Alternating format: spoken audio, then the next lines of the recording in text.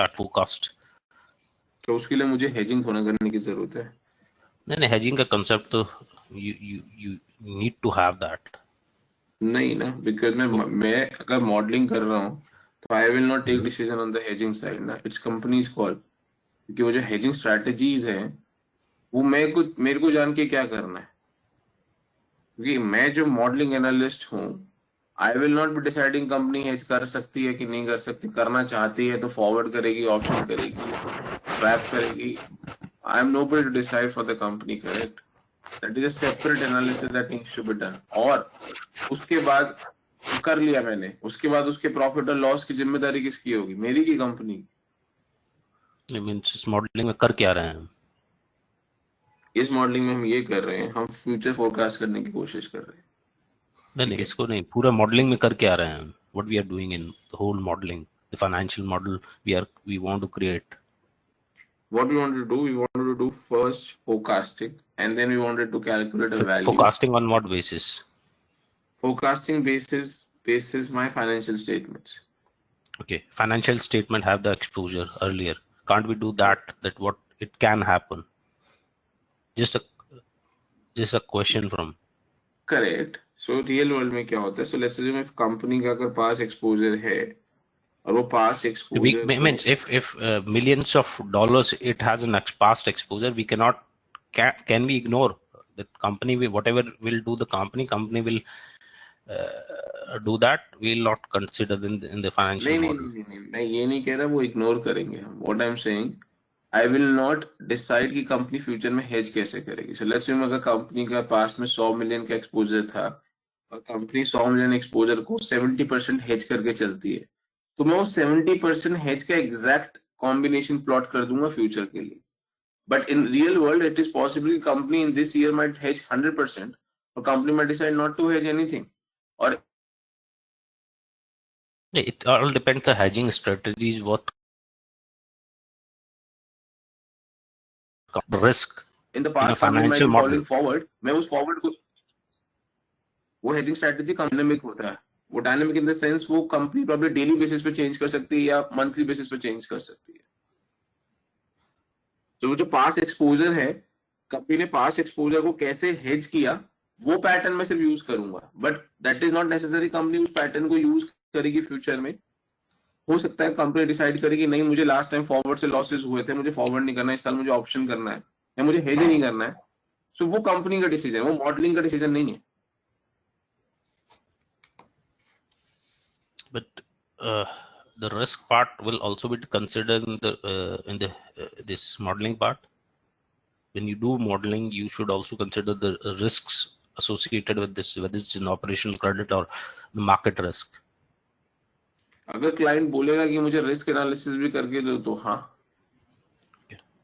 दो अलग अलग चीजें हैं दीपक. फोरकास्टिंग एक अलग सेगमेंट है, रिस्क एनालिसिस एक अलग सेगमेंट है. अगर क्लाइंट मुझे बोलता है रिस्क एनालिसिस भी करके दो तो मैं करूंगा. देखो मैं आपको एग्जांपल देता हूँ.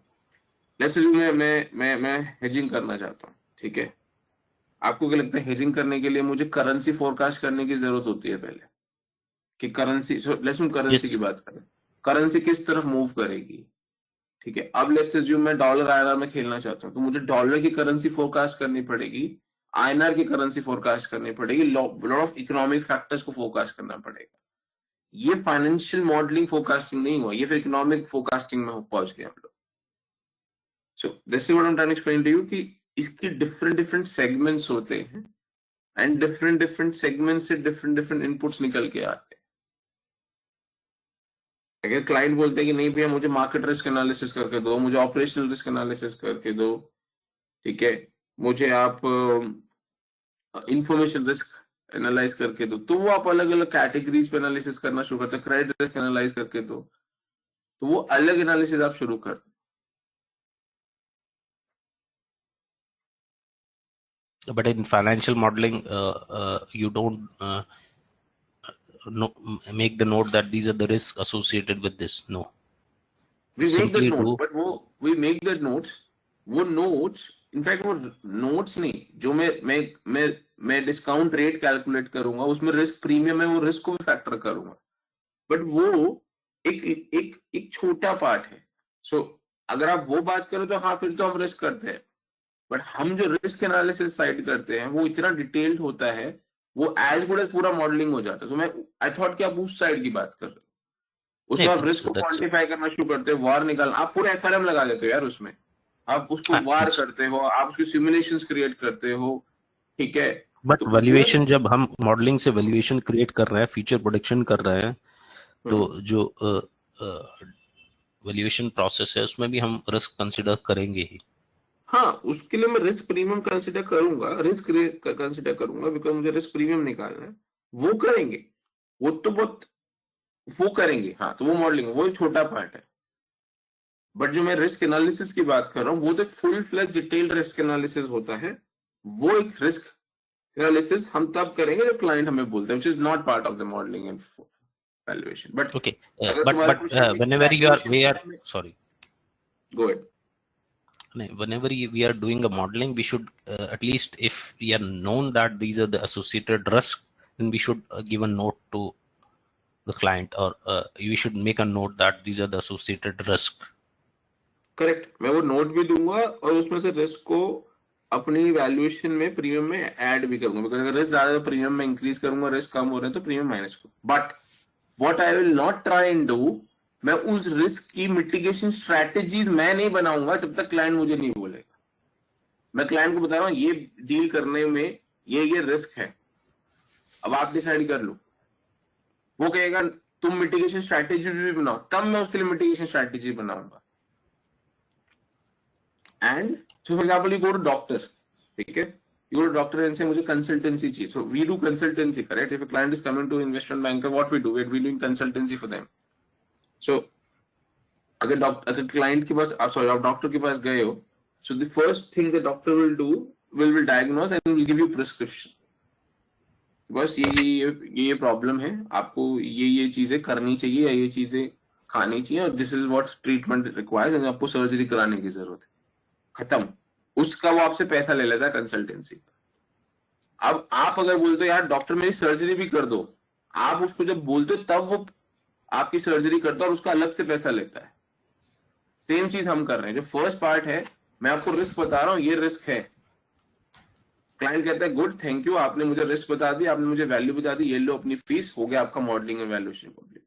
अब वो दोबारा आता है, बोलता है यार ये रिस्क को भी हेज करवा दो, या रिस्क के लिए भी एक स्ट्रैटेजी बना दो, रिस्क का भी एनालिसिस कर दो, okay, I will give you another consultant, उसकी अलग फीस लगती है। So I am just trying to tell you कि how is this being structured on the in the commercial side for the corporate side, for the corporate clients. I just want to trying to derive the relevance of these derivative knowledge in this financial modeling. इसकी knowledge सिर्फ इतनी ही use होगी कि company का अगर पास में लिखा हुआ है कंपनी ने फॉरवर्ड से हेज किया, तो हम वो फॉरवर्ड को यूज करेंगे फ्यूचर फोरकास्टिंग में, इतनी ही नॉलेज यूज होगी। हम ये चेंज नहीं कर देंगे कि कंपनी पास में फॉरवर्ड करते, चलो फॉरवर्ड नहीं ऑप्शन करते हैं, हम कॉल लगाते हैं, पुट लगाते हैं, स्ट्रैंगल करते हैं, अलग अलग स्ट्रैटेजीज लगाते हैं, हम वो डायनामिक्स खेल के देखते हैं, वो हम नहीं करेंगे। मतलब वो हम नहीं करेंगे अगर मैं मॉडलिंग कर रहा हूँ कंपनी के लिए।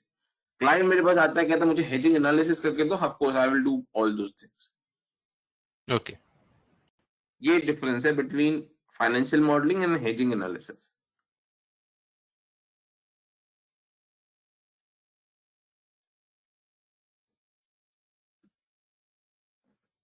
तो कंपनी की फाइनेंशियल स्टेटमेंट में अगर लिखा हुआ है फास्ट में कि उसने फॉरवर्ड यूज करे, तो मैं फॉरवर्ड को यूज करके हेज करके फोरकास्टिंग कर दूंगा, that is what I will do.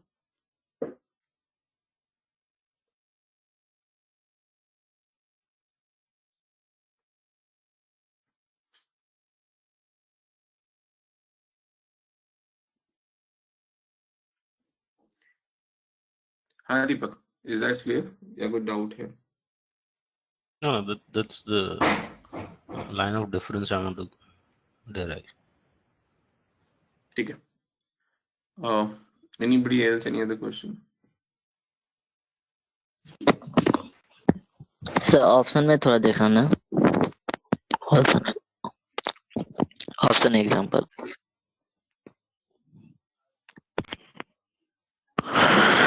Sir यहाँ पर जो है put option right to sell buyer का, तो यहाँ पर तो बायर खुद सेलर बन जा रहा है।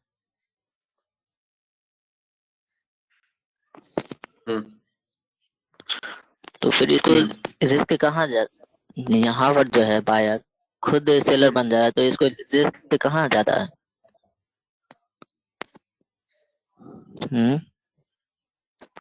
ये बायर किस चीज का है? ये बायर किस चीज का है फजलू? पुट ऑप्शन का। ठीक है, तो आप ऐसे समझ लो, कॉल ऑप्शन और पुट ऑप्शन आपकी टेबल पे दो एग्रीमेंट्स रखे हुए, ठीक है, आप और मैं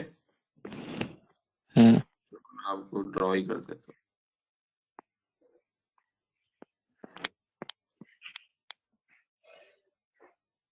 ये एक टेबल है, ठीक है, यहाँ पे एन बैठा है, यहाँ पे फजलूर बैठा है,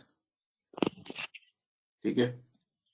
ये दो एग्रीमेंट्स की कॉपी रखी है, इस एग्रीमेंट का नाम है पुट, इस एग्रीमेंट का नाम है कॉल। कोई डाउट यहाँ तक? नहीं सर।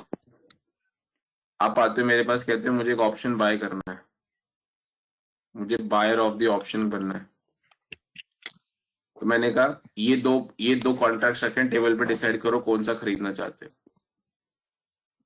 कोई डाउट यहाँ तक फजलूर? नहीं। आपने कहा मेरे को पुट ऑप्शन खरीदना है, मैंने कहा डन, बेच दिया मैंने आपको। कोई डाउट यहाँ तक? नहीं सर। अब आप क्या बन चुके हो? Buyer of put option. ठीक है, जब आप बायर बनते हो आपको क्या मिलता है? राइट मिलता है, राइट टू डू समथिंग मिलता है। Yes sir. अब आपने पुट ऑप्शन खोल के देखा, ये एग्रीमेंट खोल के देखा, इसके अंदर क्या लिखा हुआ है कि आपके पास आपको कौन सा राइट मिलेगा? आपको राइट टू सेल मिलेगा, और सेल क्या कर पाओगे आप? डॉलर सेल कर पाओगे। तो ये जो सेल करने का राइट है, ये पहले राइट आपको खरीदना पड़ेगा ना किसी से।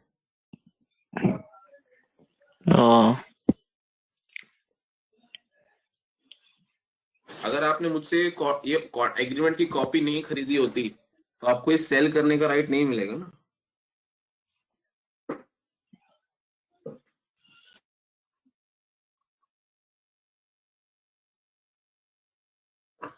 हाँ फजलू,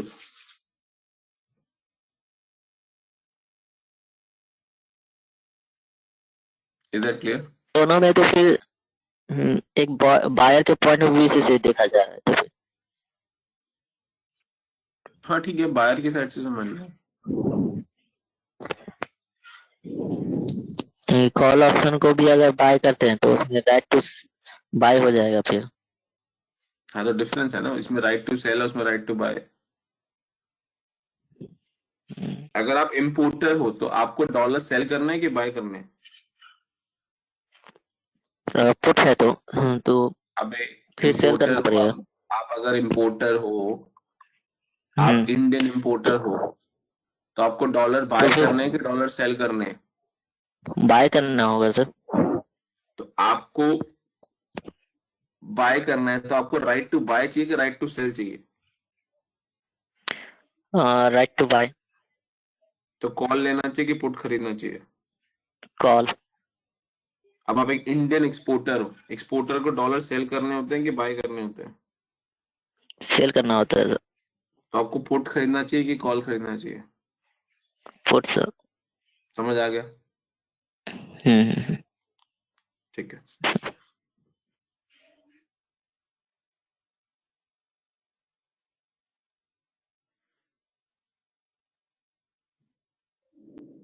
हाँ जी, किसी और को कोई डाउट, क्वेश्चन, कोई दिखे तो पूछिए।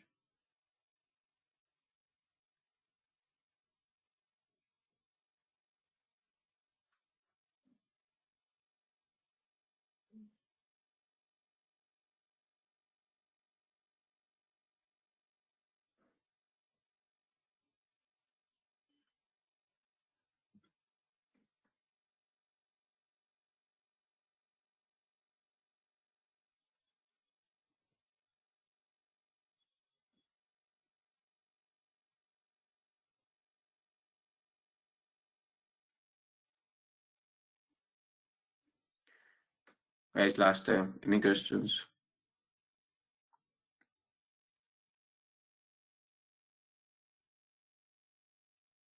ठीक है. This completes